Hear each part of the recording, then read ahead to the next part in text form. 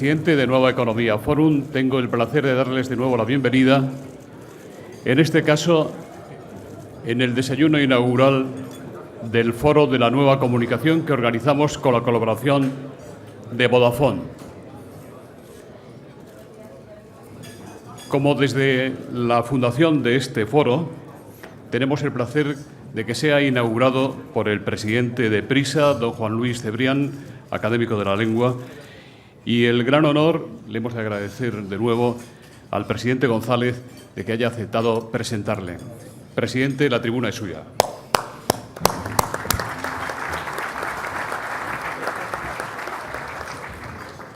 Buenos días.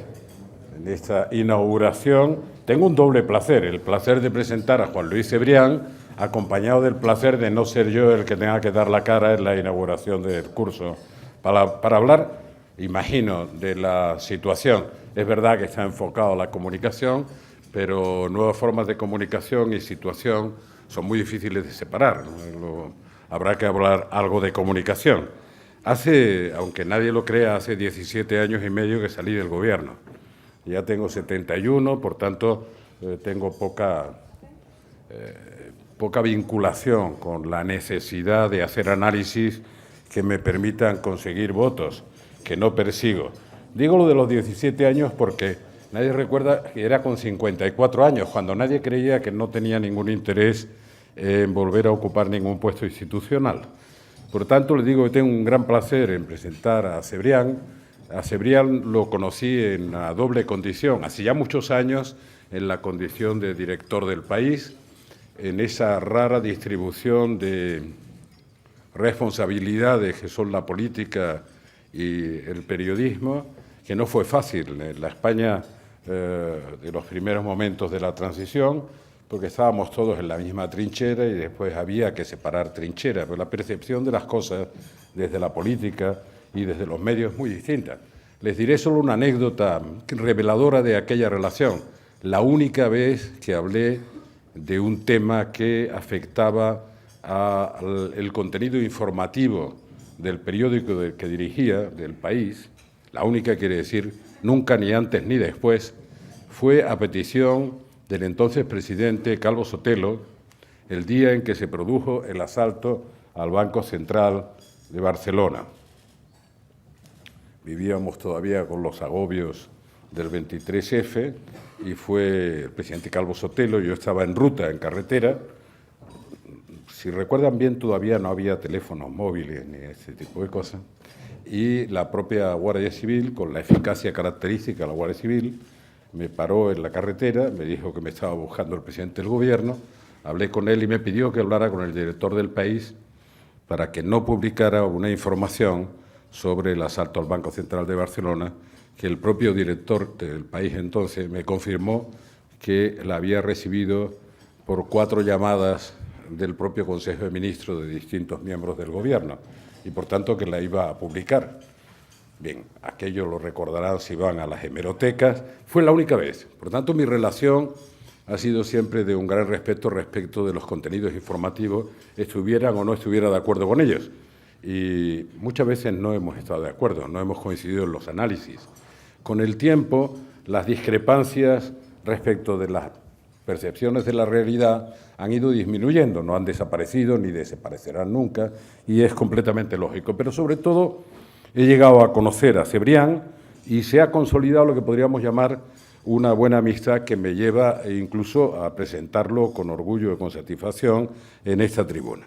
Y lo voy a presentar solo haciendo 4 o 5 afirmaciones, que espero que sean solo de contexto, Juan Luis, respecto de las cosas que puedes decir en una tribuna como esta sobre la situación de España o la situación de Europa, con el triunfo de Merkel de por medio, que no por esperado no ha sido más sorprendente por esa aproximación a la mayoría absoluta que la gente considera inusual en Alemania, inusual por prevista que no ocurra. La propia configuración de la política alemana ha hecho siempre que se eviten las mayorías absolutas. Yo he vivido periodos en la política alemana en que alguna fuerza política con posibilidad de tener mayoría absoluta hacía el esfuerzo por alimentar votos de otra formación política para hacer una coalición de gobierno. Esto que resulta extrañísimo a nuestra mentalidad, en Alemania era bastante frecuente. Incluso ahora, con esa mayoría casi absoluta, será imposible gobernar sin coaliciones.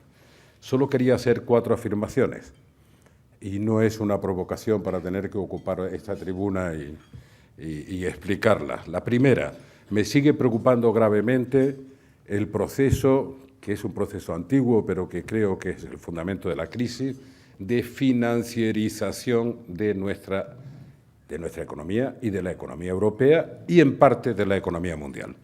Segundo, me preocupa que el modelo de la globalización, tanto en periodos de crecimiento como en periodos de ajuste, en periodos de crecimiento saca a mucha gente de la pobreza, pero en todos los periodos y en todos los modelos redistribuye de manera muy desigual el ingreso. Por tanto, es un modelo en sí mismo estructuralmente muy injusto. Nos situemos en cualquier latitud o longitud del planeta, hasta hacerlo difícilmente soportable. Entonces, los grandes movimientos sociales, eso que a través de las redes se está produciendo, se producen justamente en periodos de crecimiento en el que sale mucha gente de la pobreza, pero en el que las desigualdades aumentan. Tercero, como país tenemos un problema estructural de fondo que yo creo que nos cuesta trabajo enfrentar, y es la combinación entre nuestra peculiar demografía y nuestra carencia dramática de empleo en la actualidad y en las perspectivas futuras. Si ven esa pirámide que se está invirtiendo de la población, vamos a discutir de pensiones, sostenibilidad, prejubilaciones para abrir espacios para los jóvenes. Me atrevería a decir algo que sé que me va a costar muchas críticas. En no muchos años estaremos discutiendo de cómo se reparte el tiempo de trabajo disponible para que tengan oportunidades de empleo todos, desde los más jóvenes, y se alargue el periodo de ocupación por arriba y, por tanto, se trabaje más años. Por tanto, habrá una revolución en las relaciones industriales para hacer sostenible nuestra convivencia. No digo ya nuestro sistema, nuestra convivencia. Y, finalmente, como está muy de moda y seguramente entrará en esa materia Juan Luis Cebrián, yo he admirado siempre a Cataluña. Les quiero recordar que hace mucho tiempo que salí del gobierno, incluso cuando perdía en otros sitios de la geografía española, allí ganaba. Permítanme hacer un razonamiento al revés, desde el cariño y el respeto. Sí, como pienso, la independencia de Cataluña como objetivo es imposible, repito, imposible, galopar hacia un imposible puede provocar una fractura política y social que nos cueste soldar 30 o 40 años y perder de nuevo energía y tiempo para recuperarnos con esfuerzo, haciéndonos cargo del estado de ánimo de la gente. No creo que vayamos a asombrar al mundo por la rapidez y la velocidad con que vamos a estar no sé en qué división. Eso me parece un gravísimo error porque no se hace cargo del estado de ánimo de millones y millones de españoles. Juan Luis Cebrián ha aportado muchas cosas a la realidad española. Más allá de la función periodística, el periódico que ha dirigido aporta una dimensión institucional de la que, sinceramente, creo que no podemos ni debemos prescindir. Gracias.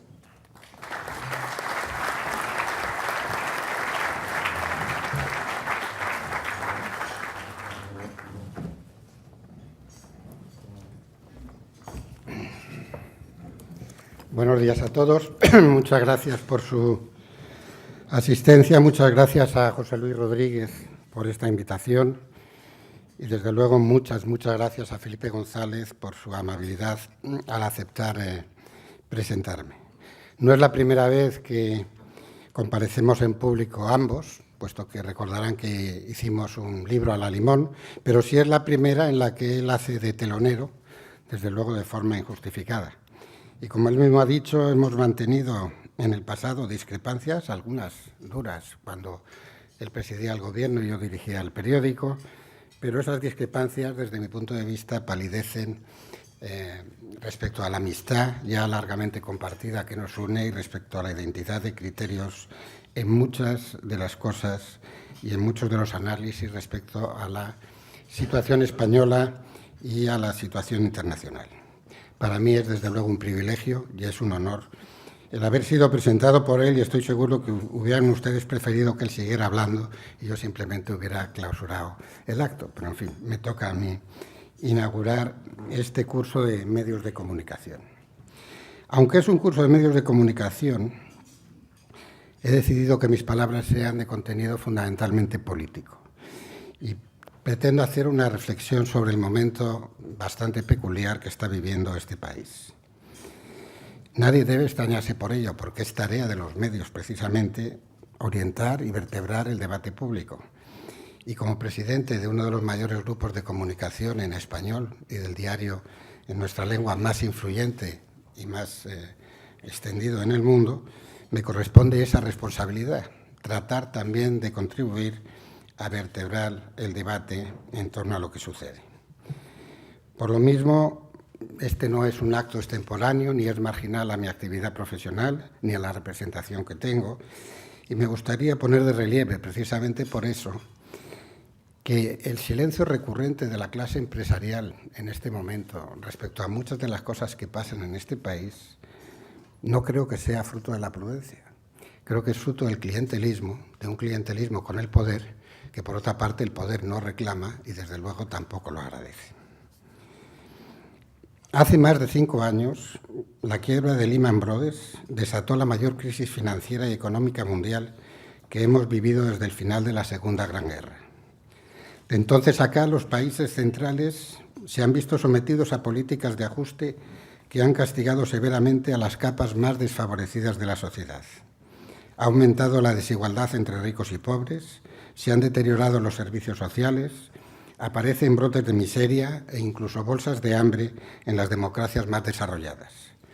Y aunque parece que estuviéramos llegando al final de la crisis, las previsiones de crecimiento y las políticas de consolidación fiscal permiten suponer que en España sus consecuencias se prolongarán bastante todavía. Por lo demás, vengo insistiendo desde hace tiempo en que no nos hallamos ante una crisis propiamente dicha, sino ante un cambio de paradigma estructural que nos obligará a revisar muchas de las realidades con las que hemos convivido. Pero no es de economía de lo que vengo a hablar hoy aquí primordialmente, sino de otros destrozos aún más estructurales y dañinos que los financieros, de urgente resolución. Me refiero al derrumbe institucional y político que afecta a la construcción de Europa y de manera singular al futuro de España.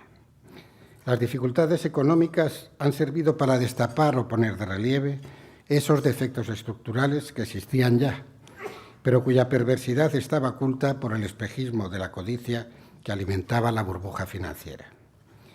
Es ingenuo suponer que la recuperación de la economía servirá por sí sola para remediar las otras cuestiones. En cualquier caso, parece que estuviéramos tocando fondo en lo que respecta al deterioro económico y productivo de nuestro país, y Europa ha salido ya de la recesión. Hay noticias positivas sobre la evolución de los datos macro en España. El superávit por cuenta corriente puede alcanzar más de 20.000 millones este año, frente a los saldos históricos negativos que arrastrábamos. Hay un flujo constatable de inversión extranjera y el sistema financiero comienza a devolver sus préstamos al Banco Central Europeo. Pero las perspectivas de crecimiento en el próximo futuro son más que limitadas. No es previsible que se genere empleo suficiente para mejorar los índices de la demanda interna en el corto plazo, y los pronósticos más optimistas nos hablan de que aún tendremos de 3 a 5 años por delante en los que el paro, la escasez de crédito y el sobreendeudamiento público seguirán siendo motivos de preocupación fundamental. Aunque no lo fueran, y tan mediocres pronósticos se vieran superados por una realidad más pujante, las cuestiones políticas e institucionales seguirán ahí y su no resolución puede contribuir a agravar el propio devenir de la economía.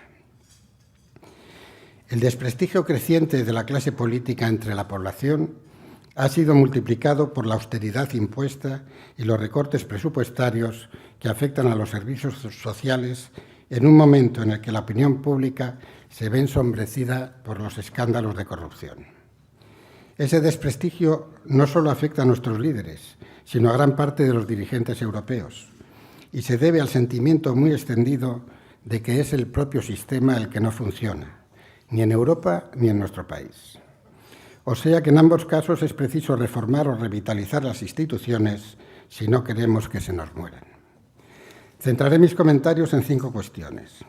La primera se refiere a las críticas que ahora se hacen al proceso de transición española de la dictadura a la democracia. La segunda, a la corrupción como fenómeno indicativo de la debilidad institucional que nos aqueja. La tercera versa sobre la disputa territorial en España, el debate sobre la independencia de Cataluña, las amenazas que se ciernen y las eventuales respuestas a las mismas. Hablaré enseguida de la fragmentación de la ciudadanía y la necesidad de revisar el pacto social sobre el modelo europeo de sociedad del bienestar, para terminar con un comentario acerca del papel de los medios en una sociedad como la nuestra, desintermediada por las nuevas tecnologías y con dificultades para vertebrar la opinión pública en torno a un proyecto común. Llama la atención que cuantas críticas y análisis sobre nuestra transición se hacen, suelen eludir 2 hechos significativos. Primero, que se trató de una reconciliación entre españoles después del desastre de la Guerra Civil y de una dictadura que mantuvo vivo el espíritu de esa guerra durante 4 décadas. Segundo, que hubo que esperar a la muerte natural del dictador para que eso se produjera. Ninguna fuerza de oposición política o sindical, ni ninguna presión extranjera, pese a haber sido franco entusiasta aliado de las potencias del Eje, fueron capaces de tumbar el régimen mientras el generalísimo estuvo vivo. En esa reconciliación participaron, como es obvio, vencedores y vencidos, o por mejor decir, sus hijos. No se trató de una vuelta de la tortilla, no hubo un reclamo de responsabilidades jurídicas ni políticas, y aunque no existiera una ley de punto final como tal, la amnistía alcanzó a todos, a los asesinos del almirante Carrero y a los asesinos del franquismo que perpetraron un auténtico genocidio tras la victoria del general. La transición fue posible porque hubo un acuerdo generalizado en busca de la instauración de una democracia homologable con la de nuestros vecinos europeos.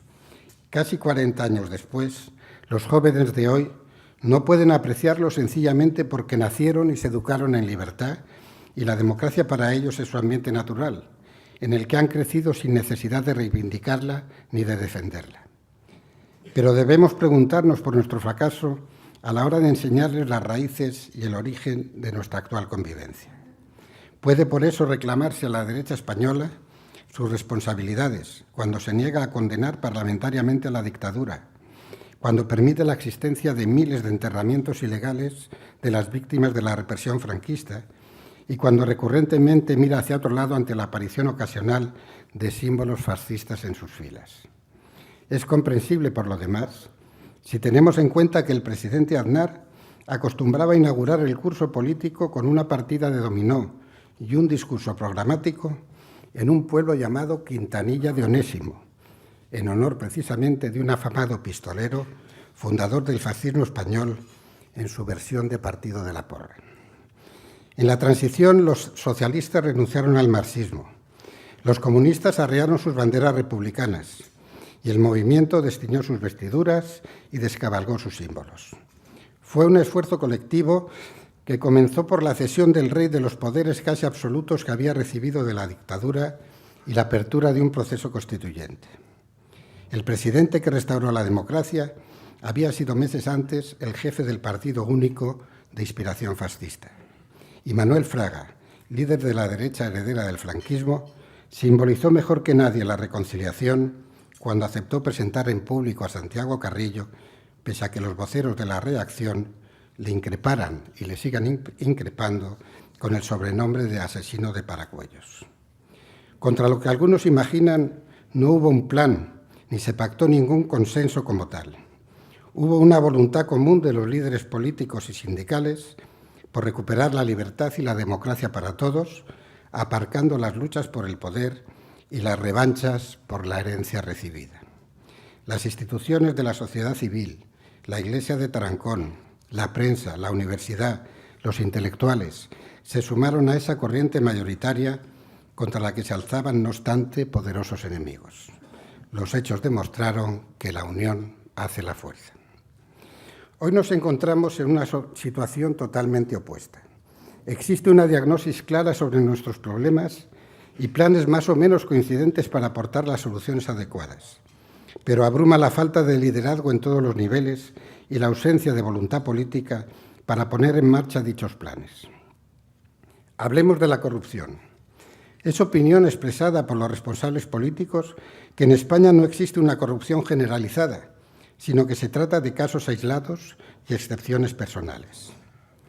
Esta resistencia a admitir que la corrupción es y ha sido sistémica durante las últimas décadas no permite poner en marcha las reformas necesarias para combatirla. En un país donde hay 1000 cargos políticos o funcionarios imputados por delitos que tienen que ver con el abuso, apropiación o mala administración de fondos públicos, es difícil sostener que no son las propias estructuras e instituciones las que resultan ineficaces a la hora de evitar los delitos cuando no constituyen el caldo de cultivo para su propia ejecución. No hace falta enumerar los casos conocidos en los que exministros, expresidentes de comunidades autónomas, exalcaldes y alcaldes de importantes ciudades, personas de la familia real, empresarios de postín, empezando por su presidente, líderes sindicales, dirigentes y administradores de partidos políticos, jefes policiales, etcétera, etcétera, se sientan ante los tribunales o se hospedan durante meses y años en las cárceles, acusados de o condenados como corruptos.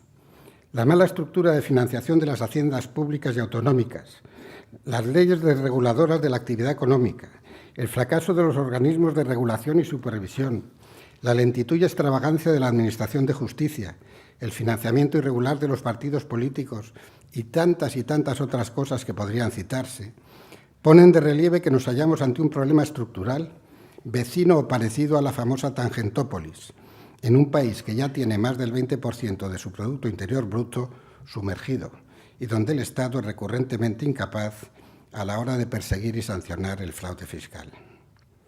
La insistencia en negar el carácter sistémico del problema solo puede responder a la voluntad explícita de no acometer las reformas estructurales que su solución requiere. Pero ni siquiera se adoptan mínimas medidas coyunturales, dimisiones, ceses, confesiones de parte, que indiquen alguna sensibilidad al respecto. Hubo una dirigente socialista que tuvo la famosa ocurrencia de decir que el dinero público no era de nadie, de modo que no faltó enseguida quien se apoderara de él, sin distinción de ideologías, en forma de sobresueldos, sobres, gastos para campañas electorales, coches regalados, confetis para los niños, billetes debajo del ladrillo, cuentas en Suiza o prejubilaciones a mi suegra que nunca ha trabajado. No es por eso el endurecimiento de las penas en el Código lo que permitirá que salgamos de este mare magnum. La corrupción es sistémica y solo si se cambia el sistema se podrá combatir efectivamente. Uno de los sitios donde se descubrió más tempranamente ese carácter sistémico de la corrupción fue precisamente en Cataluña, cuando el presidente Maragall acusó en sede parlamentaria a los nacionalistas de haber instaurado un 3% como comisión habitual en obras y contratos públicos de la comunidad. Los hechos han demostrado que en ocasiones el 3% se quedaba corto, pero también que no nos encontrábamos ante una excepción en el comportamiento de la mayoría de las comunidades autónomas. En casi todas ha incurrido en semejantes prácticas y, a juzgar por el caso Bárcenas, también de manera eventual en el Gobierno de la Nación. Cataluña está ahora de actualidad, sin embargo, por la iniciativa de su presidente de convocar una consulta unilateral sobre el futuro de la comunidad. Lo que comenzó a plantearse como una pregunta sobre el derecho a decidir ha terminado por ser un debate abierto, aunque desordenado, acerca de la eventual separación de España de dicha comunidad autónoma. Vaya por delante algo que tuve ocasión de expresar hace ya muchos años en una conferencia en el Ateneu barcelonés durante un acto en el que estaban presentes el presidente Tarradellas y el antiguo presidente del Tribunal Supremo catalán durante la República, el señor Andreu Abelló. Si podemos imaginar o ensoñar una Cataluña separada de España, es imposible, en cambio, definir a España sin la presencia de Cataluña. Si Cataluña se separara de España, la entidad política resultante de este lado del Ebro sería algo completamente distinto a lo que conocemos como nación española y que comenzó a formarse precisamente a partir del maridaje entre la corona de Aragón y de Castilla. Esto pone de relieve, precisamente, que si es preciso reconocer a los catalanes su derecho a decidir, no es menos lícito que aspiren a ese mismo derecho el resto de los españoles, por lo que me parece una argucia infantil proponer una consulta sobre el derecho a ser consultado. Mucho más interesante y definido resultaría preguntar sobre la voluntad de los catalanes y la del resto de los españoles de seguir integrando a Cataluña en el Estado español, lo que permitiría al menos ordenar el diálogo y establecer alternativas precisas sobre el futuro. Lo que el contencioso catalán pone de relieve es un agotamiento del modelo constitucional de la España de las autonomías si no se procede a una revisión formal y en profundidad de la propia Constitución. La verdad es que, salvo en lo que se refiere a la soberanía fiscal, muchos de los estatutos, por no decir todos, de las diferentes comunidades autónomas permiten definir a España como un Estado federal y, según algunos, casi confederal. Pero la ausencia de una lista cerrada y concreta de atribuciones y competencias exclusivas del poder central y la irresponsabilidad fiscal de las instituciones autonómicas, responsables sí de lo que se gastan, pero no de lo que recaudan, muestran que es precisa una revisión del modelo que termine por definir y estabilizar el mismo. Solo así podrá resolverse el contencioso planteado y aspirar a una solución pactada. En los debates al respecto se olvida con frecuencia que el poder y su ejercicio ocupan un lugar preferente en el devenir de la política. Lo característico de las democracias es que este poder está sometido a las leyes y el cambio de las mismas debe producirse según procedimientos también reglados. Cualquier evasión de la norma necesita, para triunfar, hacerse desde un poder suficiente que permita doblegar al que ya existe, y en ese caso nos introduce en la vía revolucionaria, por pacífica que sea. Eso es tan evidente que incluso en la transición española, pese a ser un periodo auténticamente constituyente, hubo buen cuidado de respetar cierta continuidad legal que permitiera, entre otras cosas, que el reino fuera acusado de perjuro.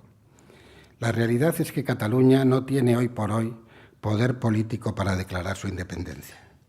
No lo tiene para hacerlo de forma unilateral, en lo que no le ampara el derecho emanado de la propia Constitución que los catalanes también votaron, ni de forma pactada con el resto del Estado, ni con los países extranjeros de nuestro entorno. Pero tiene poder suficiente, en cambio, y debería saber emplearlo, para modificar las características de su inserción en un nuevo modelo de Estado que responda mejor que el actual a sus reclamaciones de equidad económica y reconocimiento de su identidad. Nada de eso se puede hacer sin una reforma de la Constitución abordada desde una perspectiva federal y que debe incluir otras cuestiones como la desaparición de la provincia en tanto que distrito electoral, la definición de un estatuto de la corona al tiempo que se clarifican los derechos de sucesión de la misma en lo que se refiere a las hembras y una modernización general del texto que permita abordar las reformas estructurales que reclamamos.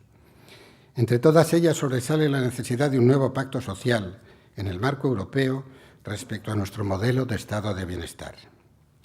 De ninguna manera creo que el estado de bienestar, en contra de lo que los liberales suelen predicar, sea la causa de la crisis económica, imputable sobre todo a la desregulación de la economía global que ha producido nuevos comportamientos salvajes del capitalismo. Pero las tendencias demográficas de un lado y la realidad económica de otro permiten suponer que ese modelo europeo está destinado a la quiebra si no se toman medidas que permitan su financiación y garanticen su sostenibilidad. El sistema de pensiones se haya sometido a revisión en toda Europa y es impensable que España resulte una excepción en ello. Pero si queremos que dicha revisión no derive en tensiones insoportables, tiene que hacerse de forma pactada y dialogada con los representantes políticos y sindicales. No es eso lo que ahora sucede, y desde luego no lo es tampoco en lo que se refiere a la educación y a las prestaciones de la sanidad pública.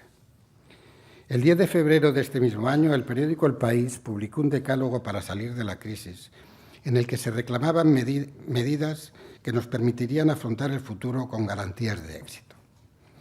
Se reclamaba así una ley de partidos que instaure la democracia interna de los mismos y la transparencia de su financiación. Una ley electoral que acabe con el sistema de listas cerradas y bloqueadas. Una reforma de la Administración que adapte el tamaño del Estado y de sus gastos a los nuevos perfiles de la nueva sociedad del bienestar. Un estatuto de la Corona que garantice mediante caución parlamentaria el funcionamiento de la familia real. Un pacto de las fuerzas políticas por el empleo, las pensiones, la educación y la sanidad pública.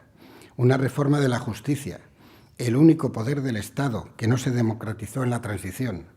Y, en definitiva, un cambio constitucional que incorpore el modelo federal a nuestras instituciones.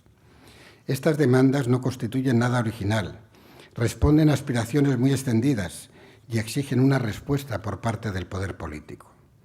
No serán, por lo demás, el bálsamo de Fierabras, pero es bien posible, habidas las circunstancias, que si no se emprende un programa de corte semejante, la continuidad del régimen emanado de la Constitución de 1978 se vea seriamente en peligro.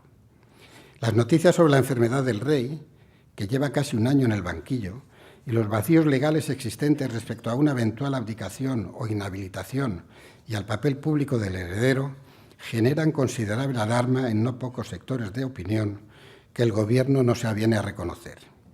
Es imposible en una monarquía parlamentaria delegar exclusivamente en las decisiones personales de su titular o en la casa de su majestad las explicaciones o previsiones sobre lo que ha de acontecer. Y es preciso, por eso, implementar medidas legales que faciliten la continuidad de la institución y recuperen sus capacidades de mediación y arbitraje en momentos tan delicados como los que vive el país. Corresponde al presidente del Gobierno liderar un proceso como este, escapando a la tentación de suponer que si se arregla la economía, se arreglará automáticamente todo lo demás. Él recibió el apoyo de más de 10 millones de ciudadanos en las pasadas elecciones, pero es presidente también de aquellos que no le votaron y que superan más de la mitad de la población. El destrozo de la situación económica bastó para poner de relieve los defectos estructurales del sistema, pero la mejora de nuestras cuentas no servirá por sí misma para recomponer este. Nos prometieron, por cierto, una reinvención moral del capitalismo que pusiera controles a los paraísos fiscales y a los movimientos ultraespeculativos, que regulara los mercados y devolviera a los gobiernos el poder de controlar los flujos económicos. Nada de esto se ha hecho y el estallido de la próxima burbuja, que ya comienza a inflarse, nos puede sorprender en una situación definitivamente caótica de nuestras estructuras de convivencia. El presidente ha de convocar a las fuerzas políticas y abrir una mesa de negociación en el seno del Parlamento que permita abordar cuanto antes los perfiles de la reforma constitucional. Esta culminaría en la convocatoria de un referéndum que, por razones de transparencia, debería convocarse para después de las próximas elecciones legislativas. Y la Generalitat ha de acomodar sus consultas, cualquiera que sea el objeto sobre el que versen, a ese mismo calendario. Mirar para otra parte o pensar que el tiempo solucionará las cosas no servirá de nada. Entre las instituciones que amenazan ruina, no conviene menospreciar por lo demás la situación de los medios de comunicación. Se ha explicado hasta la saciedad que la prensa moderna nace del brazo de las democracias burguesas y de la Revolución Industrial. Los periódicos eran el cuarto estamento en la Revolución Francesa y desde el inicio se convirtieron en portavoces de la pluralidad y escenario privilegiado del debate público.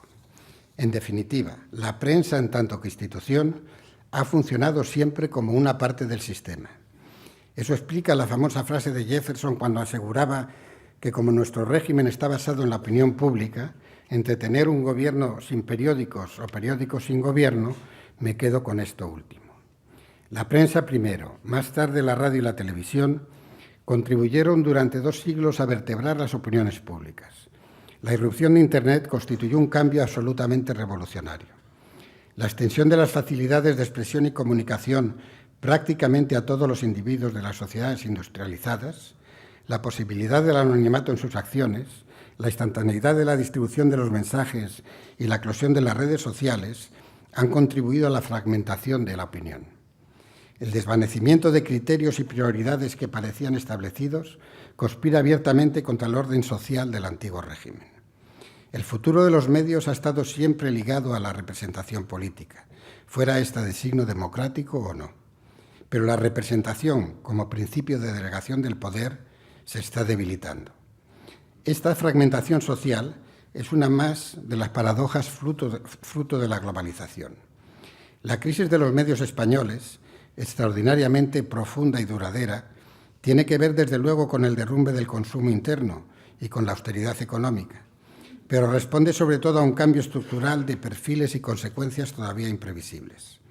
Asistimos a una mutación en la naturaleza del poder político, lo que permite contemplar bajo un mismo prisma a movimientos tan diferentes como el 15M, la Vía Catalana, la Plataforma contra los Desahucios o las Primaveras Árabes. Esta nueva realidad ha llegado para quedarse.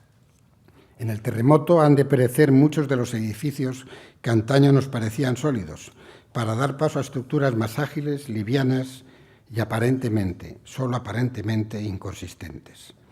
Sin duda alguna nos encontramos ante una historia que tendrá un final feliz, pero también ante resistencias similares a las que derivaron en las guerras de religión tras la interpretación libre de la Biblia, fruto inmediato de la invención de la imprenta, o los movimientos luditas en contra de la industrialización.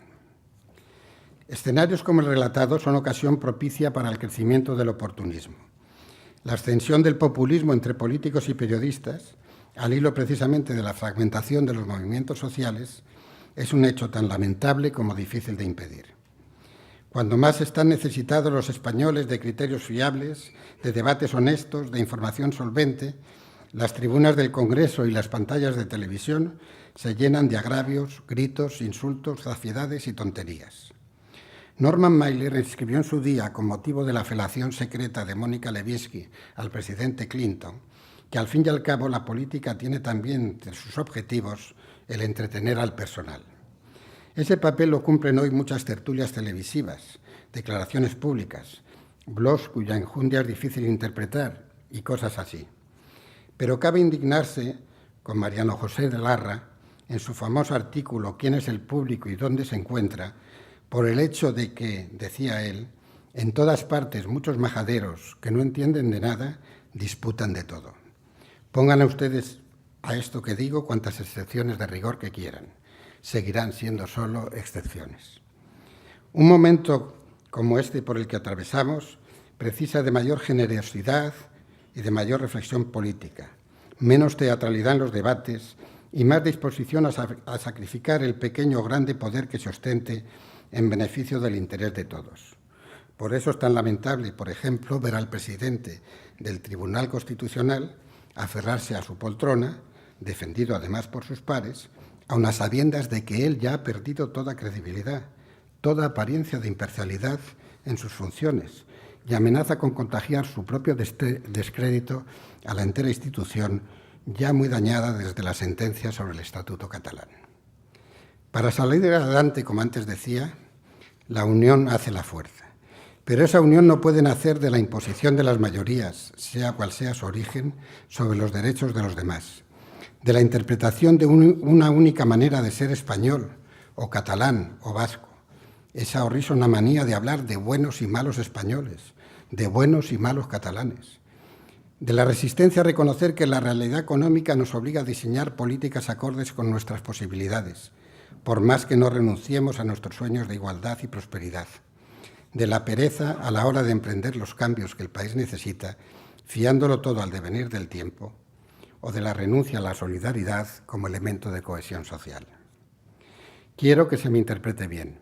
No pienso para nada que nos encontremos ante un cuadro apocalíptico ni en una situación sin salida. Como dije al principio, la enfermedad está diagnosticada y los remedios adecuados han sido ya prescritos. Solo es precisa la voluntad política para administrarlos cuanto antes. Y puesto que he citado a Larra, el más vitriólico y destructivo crítico de la sociedad española, permítanme que les recuerde que en medio de su sarcástica iracundia, él también reclamó investigar la verdadera razón de lo que nos sucede. Borremos, decía, de nuestro lenguaje la humillante expresión que no nombra a este país sino para denigrarlo. Volvamos los ojos atrás, comparemos y nos creeremos felices. Hagamos más favor o justicia a nuestro país y creámoslo capaz de esfuerzos y felicidades, y en vez de alimentar nuestra inacción con la expresión de desaliento, cosas de España, contribuya cada cual a las mejoras posibles. Juntos podemos. Muchas gracias.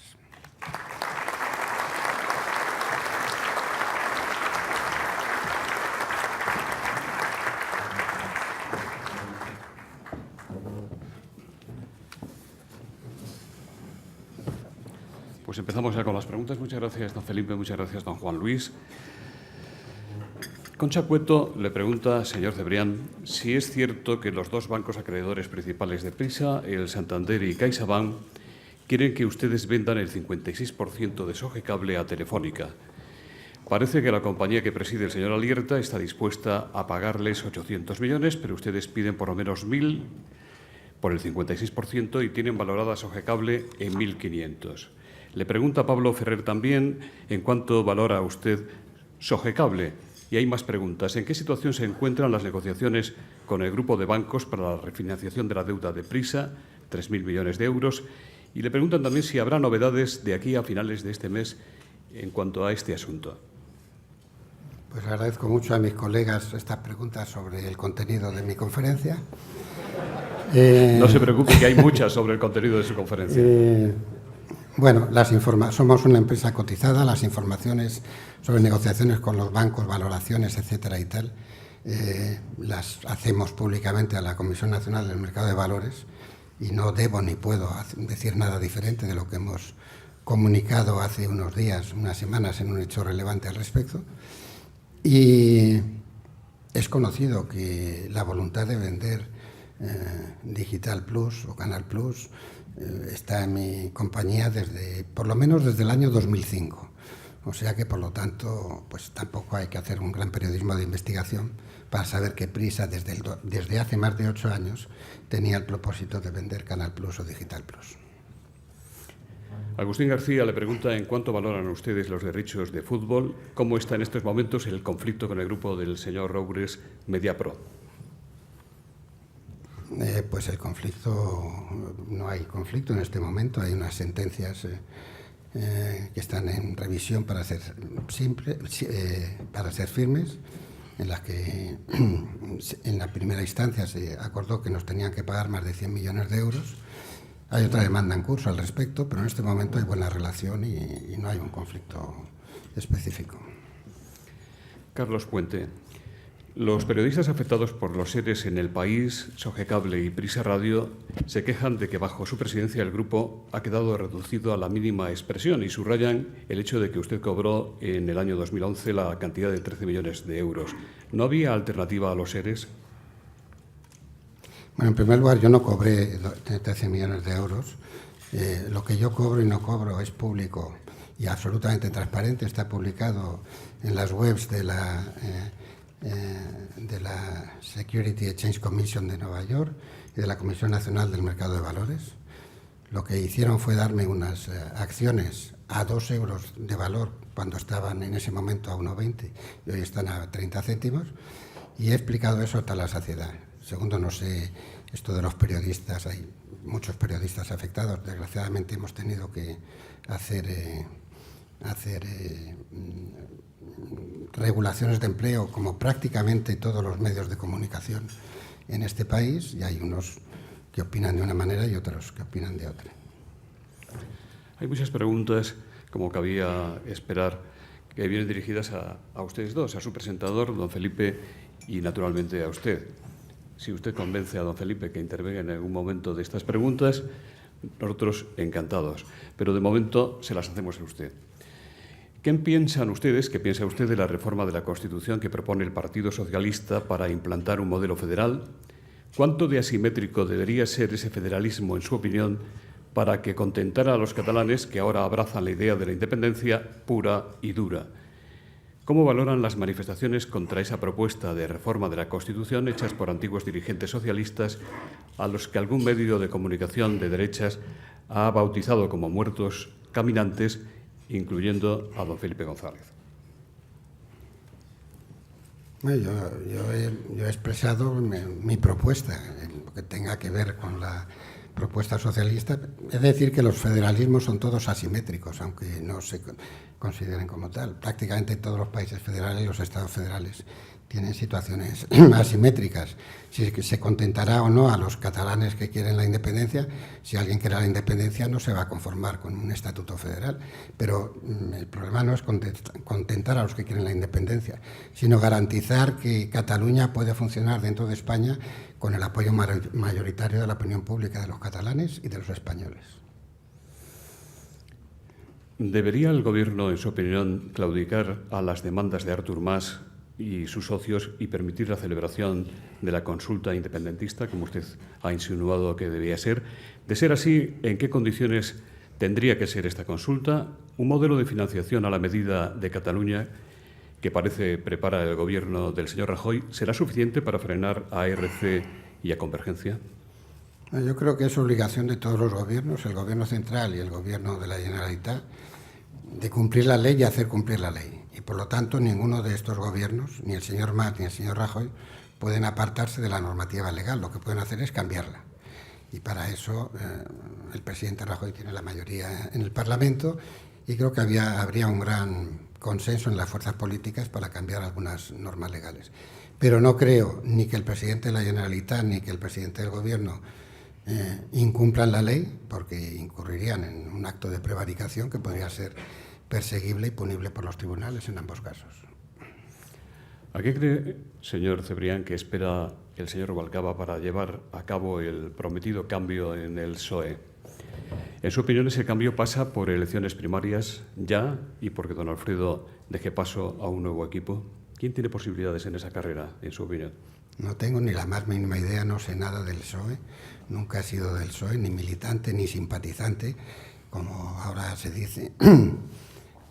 Tengo mis dudas sobre los procesos de primarias en la organización de los partidos políticos. Por un lado, si son primarias abiertas a la sociedad, como sucede precisamente en los Estados Unidos, donde el sistema de partidos es completamente diferente y son únicamente maquinarias electorales, pues puede ser interesante. Y yo creo que es más importante que el sistema de primarias o no, cambiar la ley electoral y eliminar las listas cerradas y bloqueadas para acabar con el sistema de aparachi de partidos que hace que los partidos estén cada vez más lejanos de la sociedad. Usted ha hablado en su discurso de la reconciliación que sirvió para reinstaurar la democracia en España, proceso en el que don Felipe González tuvo un papel esencial. ¿Cree necesario hoy, ante las corrientes de independentismo, promover una nueva reconciliación nacional? ¿Cree que debería participar en esa supuesta mesa de reconciliación el señor González? Bueno, la situación no es la misma. Salíamos de una guerra civil. Ahora no tenemos una guerra civil, aunque algunos la pretendan o la sugieran. Lo que sí es verdad es que a partir del gobierno del señor Aznar y luego con el gobierno del señor Zapatero, pareciera que los partidos gobernantes han llevado a cabo políticas que más que generar unión, generaban desunión entre los ciudadanos. Y yo creo que ahora la fractura es muy evidente. Esto tiene que ver también con las políticas que en otros países, como el presidente Bush en los Estados Unidos y la señora Thatcher en Inglaterra, llevaron a cabo, que dividieron mucho a las opiniones públicas. Pedro González dice, un reciente editorial de El País señalaba que una posible aplicación de la Constitución respecto de la intervención de una determinada autonomía por el Ejército podría ser considerada como una acción golpista. ¿Considera El País, considera usted que el juramento promesa de cumplir y hacer cumplir la Constitución es golpismo? No, no considero eso. Lo que considero es que es golpismo el que interpreta la Constitución arbitrariamente a su manera, ¿no? Es decir, el Ejército está sometido al poder político y es el poder político el que tiene que tomar las decisiones. Adriano Silva dice, señor Cebrián, ¿es cierto que El País tuvo acceso antes que El Mundo a los papeles de Bárcenas y no los publicó por las ayudas del Gobierno al Grupo Prisa? Es una invención total. No es cierto, es absurdo. Más bien fue El País el que empezó, ¿no? No, pero no sé además cuándo la tuvo el mundo, es que no tengo...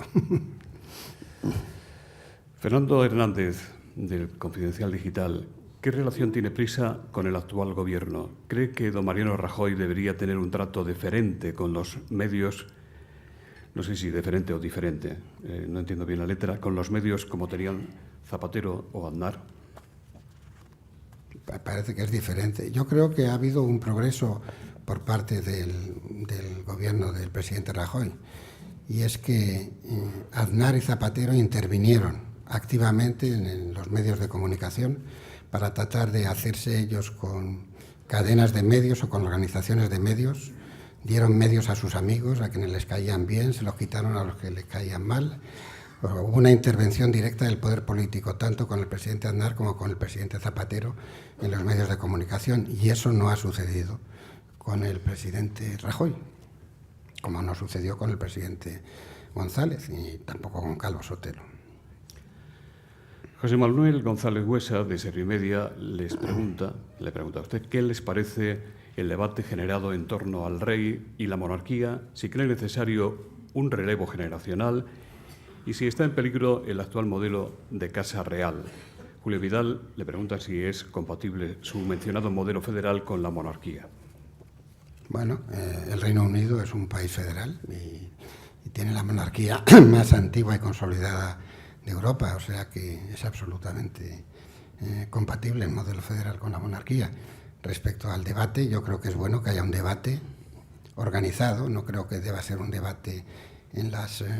Bueno, que pueda haberlo en las tertulias rosas de la televisión, creo que debería ser un debate parlamentario, sería más fructífero que los gritos y los chirridos que oímos en las televisiones los viernes y sábado por la noche. Andrés Rodríguez, editor de Forbes en España, dice, en plena reconversión industrial de los medios, ¿quién cree que está sufriendo más la reconversión, la parte empresarial o la parte periodística? Bueno, es que la parte empresarial es la parte periodística. Es que si los periodistas pierden el empleo es porque las publicaciones cierran y algunas, para no cerrar, tienen que reducir trabajo. En España han perdido más de 8.000 periodistas el empleo, en los Estados Unidos más de 30.000. En España han cerrado ya 200 cabeceras entre periódicos diarios, semanarios y mensuales. En Estados Unidos hay muchísimos, cientos y cientos de periódicos que han desaparecido o que se han ido a la red. Por lo tanto, si sufren las empresas, sufren los trabajadores, eso es obvio. Juan Ramón Gómez, de la Federación de Exhibidores, le pregunta cuál es su opinión respecto al trato que recibe la cultura por parte del Gobierno y si se podría evitar el robo de la propiedad intelectual en España. ¿Si se podría evitar, perdón? El robo de la propiedad intelectual en España. Hombre, evitar del todo no, pero yo creo que se pueden tomar medidas para que España no ocupe el primer lugar en las listas de piratería. Y bueno, ahora hay una modificación del Código Penal que es satisfactoria desde el punto de vista que configura como delito la piratería y impone severas penas a los piratas, pero yo no creo que castigando y con el Código Penal solo esto se pueda resolver. Esto tiene que ver con una educación, con una cultura general y con un sistema, ¿no? Y tampoco creo que se pueda promover la cultura subiendo el IVA al 21% de la noche a la mañana. ¿Cómo valora la reforma de las pensiones que pretende el Gobierno del señor Rajoy? Pues tampoco primero no tengo un expertise suficiente para opinar sobre las reformas de las pensiones. Segundo, tampoco tengo un conocimiento exhaustivo de la reforma de la ministra Báñez. Lo que entiendo es que efectivamente pues no se garantiza el poder adquisitivo. Pero creo que el debate está mal planteado. El debate, desde mi punto de vista y además a nivel europeo, tiene que versar sobre qué modelo de estado de bienestar social queremos. Y desde luego tiene que ser un debate consensuado entre las fuerzas políticas y los sindicatos. Ketty Garat, de Es Radio, dice, opina, como su introductor, don Felipe González, que la independencia de Cataluña es imposible. ¿Por qué? Y Adolfo Favieres dice, frente a la hipotética secesión de Cataluña y del País Vasco, ¿no debe la Unión Europea tomar una posición más rotunda que la tibia referencia a sus estatutos? ¿Cree usted que el factor tiempo juega a favor o en contra del proceso independentista. No, yo coincido con lo que ha dicho el presidente González, y ya lo he dicho.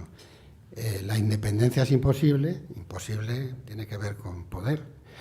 Es decir, no se puede hacer la independencia porque Cataluña no tiene poder político suficiente para hacer la independencia. El poder en política es importante, y lo que no quiere decir que Cataluña o la comunidad catalana como tal no tenga ningún poder. Es decir, y entre la independencia y la situación actual hay situaciones muy diversas que se pueden obtener. Por lo tanto, creo que no tiene poder político y, por lo tanto, creo que no se podrá llegar a la independencia, porque no tiene poder político como tal. Y vuelvo a decir que el poder en política es algo que importa, no es una entelequia, ¿no? Carmelo Jordá, de Libertad Digital, ¿por qué en el mundo de la comunicación no se ha producido el relevo generacional que sí ha habido en todos los demás ámbitos de la vida española? Y en este mismo tema, Julio Santos le pregunta si tiene usted previsto cesar en su cargo a corto plazo.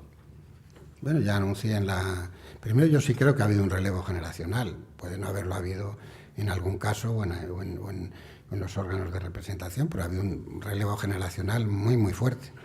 Y, entre otras cosas, las regulaciones de empleo en la mayoría de los medios también contribuyen a que ese relevo generacional y la incorporación de las nuevas generaciones a las redacciones se esté produciendo.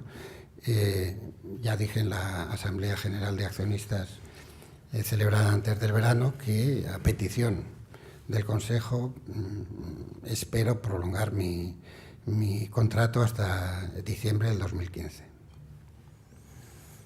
Pero el Consejo sabe que estoy dispuesto a no prolongarlo si esa fuera la voluntad del Consejo. No tengo ninguna especial deseo. La última pregunta la hace Roberto Cerecedo, presidente de la Asociación de Periodistas Europeos. ¿Qué tiene que ocurrir para que surjan buenos líderes como Adolfo Suárez, Felipe González, Manuel Fraga, Santiago Carrillo? ¿O es una cuestión de ciclos? No, yo no creo que los líderes se fabriquen. O sea, los líderes efectivamente surgen. Surgirá un líder, o dos, o 10, ¿no?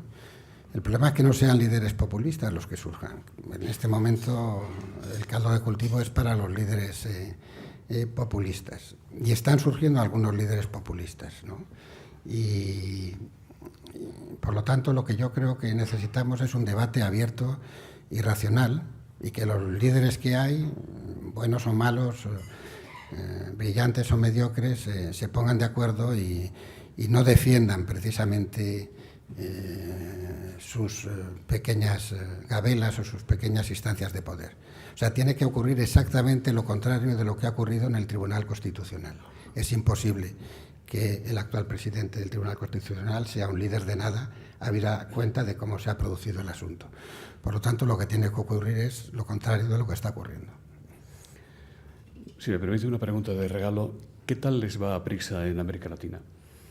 Nos va estupendamente bien. De hecho, tanto en la radio como en educación cerca del 80%, en la radio el 60% de las operaciones de Prisa están en América Latina. En América Latina estamos creciendo, en España estamos cayendo, y en Portugal, debido a la crisis. El país tiene más usuarios únicos en América Latina que en España. Es el primer periódico en la red en México, el primer periódico en la red en Argentina, dentro de muy poco lo será en Colombia también. Vamos a lanzar una edición en portugués en Brasil. Siempre hemos creído que en la comunicación la globalización nos otorga un mercado muy grande, que es el mercado en español y portugués, y desde hace tiempo estamos trabajando por hacer un grupo global, y gracias a América Latina yo creo que el grupo tiene un futuro independientemente de cuál sea la situación económica en España. Muchas gracias. Don Felipe, ¿quiere decir usted alguna cosa a propósito de lo que ha dicho el señor Cebrián? Perdóneme que le provoque, pero está en mi oficio. Solo quería decir, le comprendo bien, ¿no? Que no era hoy mi papel, que no tengo ningún inconveniente en responder a cuantas preguntas se me hagan. No lo he tenido en mi vida, ¿no? Ahora tampoco, pero el papel de hoy no era ese. Comprendo que es complicado con lo poco que aparezco y ese papel que algunos me atribuyen de zombie, ¿no? Como han dicho, de muerto andante, que haya curiosidad por preguntar, ¿no? Pero en otra ocasión, si se puede, lo haré, no hay ningún problema. Tiene usted nuestra invitación formal y permanente. Don Francisco Román, presidente de Vodafone, que hace posible este foro de la nueva comunicación, va a despedir el acto. Muchas gracias, José Luis. Bueno, personalmente es una satisfacción estar aquí, eso es evidente y todos lo comprenderán. Desde el prisma de Vodafone yo diría dos cosas. Una, hoy es el primer día del otoño, todos vivimos con esa circular y recurrente sensación de vuelta de curso escolar y nos parece espléndido apoyar actos como este para el curso en el que abunda la reflexión, abundan las propuestas y existe el debate. Y dos, sobre el contenido, líbreme Dios de apostillar nada de lo que ha podido decir Juan Luis o hablar el presidente, pero aportar desde la visión que nosotros tenemos a todo lo que se ha dicho, la conciencia del momento que estamos viviendo con el cambio tecnológico en el mundo. Vivimos un estallido de nuevas tecnologías y estamos convencidos, compañías como la nuestra, que estamos en los albores de un nuevo ciclo económico. Eso hace mucho más importante que cosas como aquellas de las que aquí se hablan y en estas sesiones se hablan y que tienen que ver con la integración, con la inteligencia colectiva de las sociedades, y así, sean mucho más importantes, porque no nos podemos perder esta oportunidad y, utilizando una de las frases comunes y que ha sido utilizada también por Juan Luis, la unión hace la fuerza, y lo sabemos bien aquellos que trabajamos en una compañía como Vodafone, que es global y que es tremendamente tecnológica. Somos conscientes del cambio, lo estamos viendo con una perspectiva global y eminentemente europea, y por eso todos esos esfuerzos de sumar y de integrar son importantes. Enhorabuena a todos, muchísimas gracias a todos por su asistencia. Muchas gracias.